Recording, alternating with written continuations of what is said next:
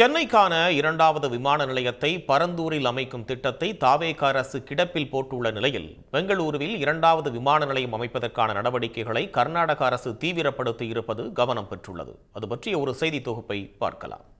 இந்தியாவில் டெல்லி மும்பைக்கு அடுத்து முக்கியமான சர்வதேச விமான நிலையமாக 3வது இடத்தில் இருந்த சென்னை விமான நிலையம் தரவரிசையில் 5வது இடத்துக்கு தள்ளப்பட்டுள்ளது. பெங்களூரு, ஐதராபாத் விமான நிலையங்கள் சென்னையை முந்தி உள்ளன.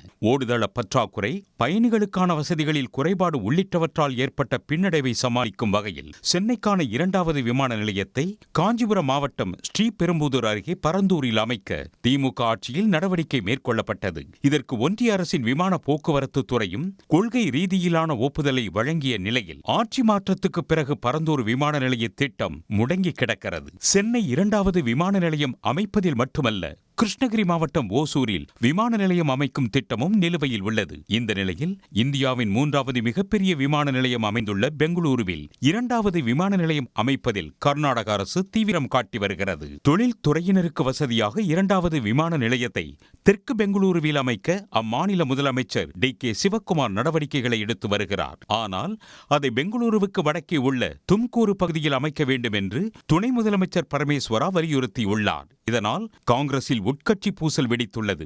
இது ஒருபுறம் இருக்க, ஓசூரில் இருந்து பெங்களூரு விமான நிலையம் 150 கிலோமீட்டர் உள்ளேயே இருப்பதால் அதற்கு அனுமதி அளிக்க முடியாது என தாமதித்து வரும் மத்திய அரசு அந்த விதிகளுக்கு மாறாக பெங்களூருவில் அதைவிட குறைவான தூரத்தில் 2வது விமான நிலையத்தை அமைக்க பணிகள் நடந்து வருவதை கண்டும் காணாமல் இருப்பது ஏன் என்று கேள்வி எழுந்துள்ளது. ஓசூரில் விமான நிலையம் வந்தால் பெங்களூருவுக்கு வரவேண்டிய தொழில் முதலீடுகள் குறையும் என்ற கர்நாடகாவின் அச்சத்தினாலேயே அம்மாநிலம் தடுப்பதாகவும் அதற்கு பாஜக மறைமுகமாக உதவுவதாகவும் விமர்சனங்கள் எழுந்துள்ளன.